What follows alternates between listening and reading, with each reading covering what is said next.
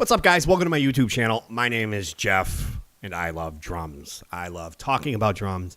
I love sharing my knowledge of drums, drum equipment, whatever. So if you love drums and you love somebody that loves drums, click that subscribe button, hit that notification bell so you can be updated when the fat, over-caffeinated, bald idiot that I am posts a new video.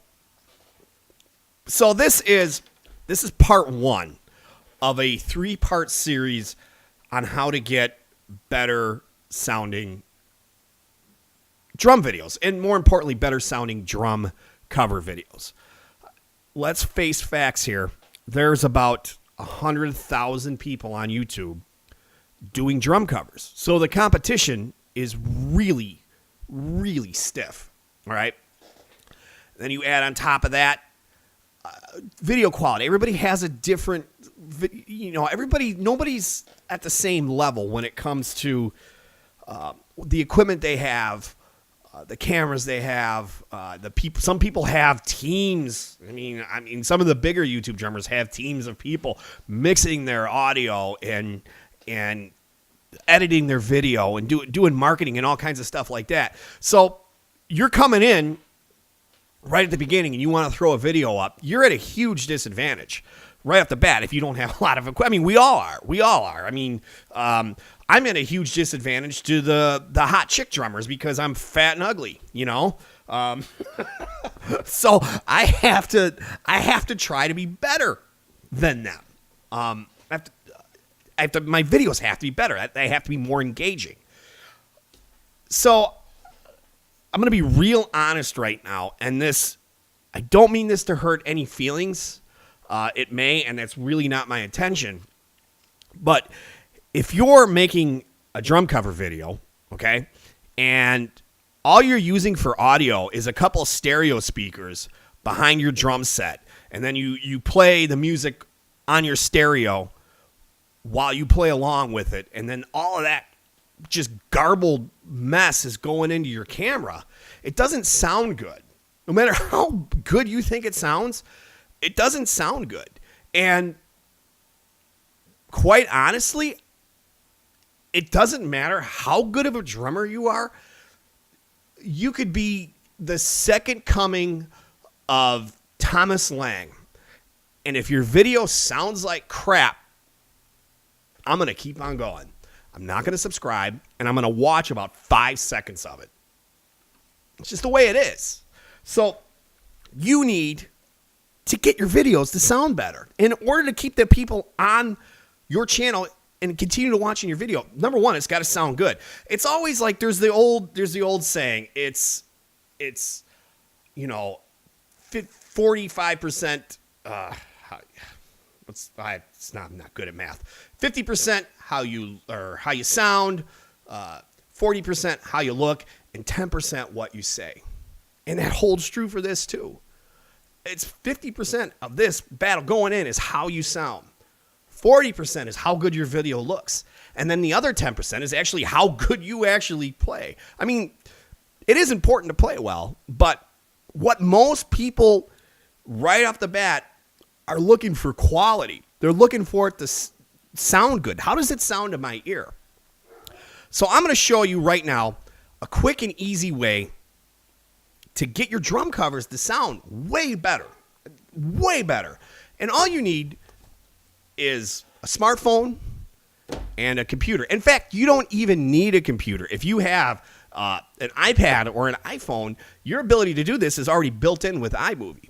And if you have just like, say, a GoPro, it doesn't matter. This is going to work for that. You got to have some sort of editing platform. So I'm not sure what the Android equivalent is to iMovie, but this works on a Windows system or it works on a Mac. And for argument's sake, Mac is what I have right now. But when I first started doing this, I was doing it on a Windows system with Windows Movie Maker.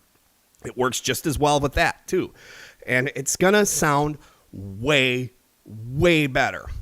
Way better. So it's going to require a little research on your part. You're going to have to learn how to use your editor a little bit. But I'm going to show you how to get these lined up and how to kind of mix them together on iMovie. And like I said, this applies to Windows Movie Maker as well.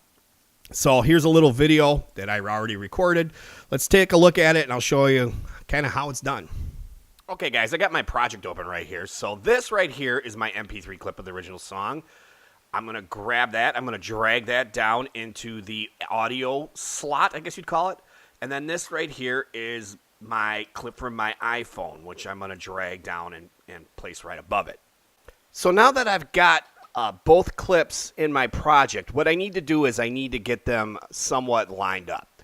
So what I'm going to do is I'm just going to try and get it somewhat close. And if you look to the end of the clip there, you can kind of see where the end is.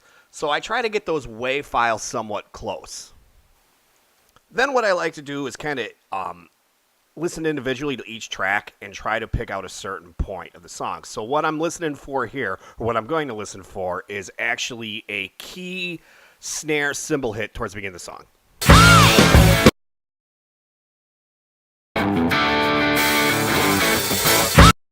Okay, that right there is going to be my my point where I'm going to start lining everything up. So next what I'm going to do is I'm going to hit the M key, and I'm going to mark that with just a little marker thing. And then what I need to do next is I need to find on my drum track where that point is. So we're just going to listen here a little bit.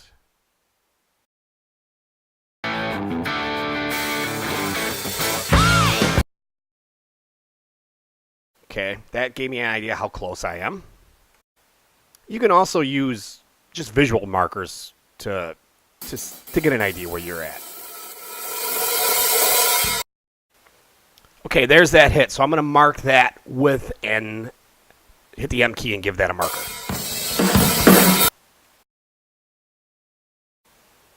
Next, I'm going to try and drag them so they're somewhat close together. This is a little tricky because just how the editor zooms out, it's hard to tell when you're close. So there's a lot of guesswork involved. Like I said, I just try to get it close. Okay, we seem to be somewhat there. Let's take a listen and see what happens.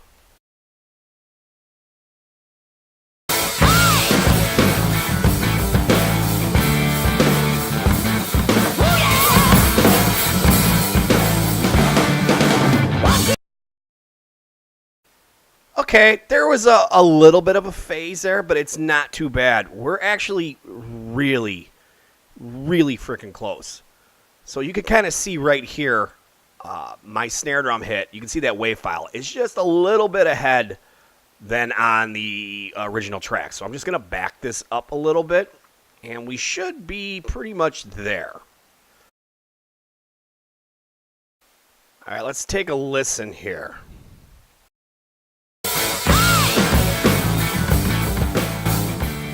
Okay, I'm there. So now what I'm going to do is I'm just kind of going to try to balance out the two tracks, and my mix is done.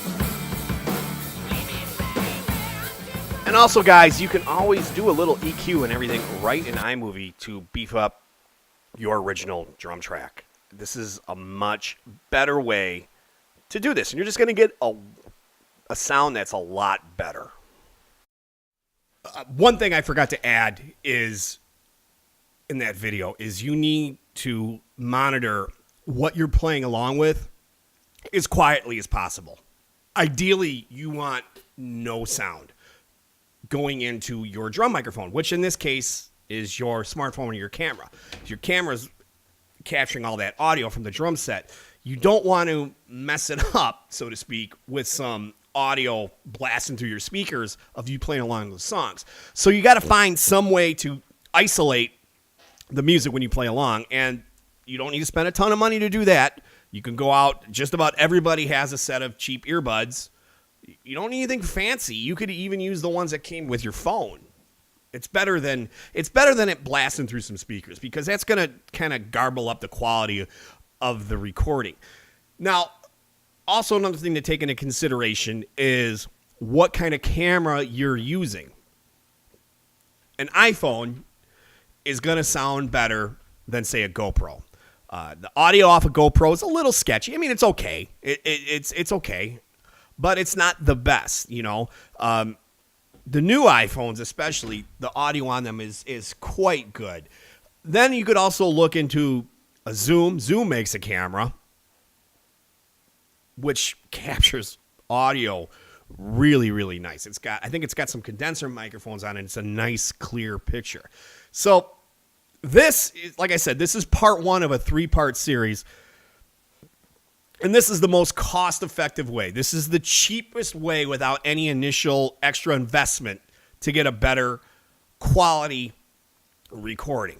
Next is going to be part 2, where I'm going to talk about using a couple external microphones and mixing it down to get an even better quality recording. And then it's going to run the gamut to part 3, where we're doing a big, full multi-track, multi-camera setup. So, all right, guys, thanks for watching. I hope this helped. Don't forget to click that subscribe button, that notification bell, and I'll see you guys in part 2. Talk to you guys later.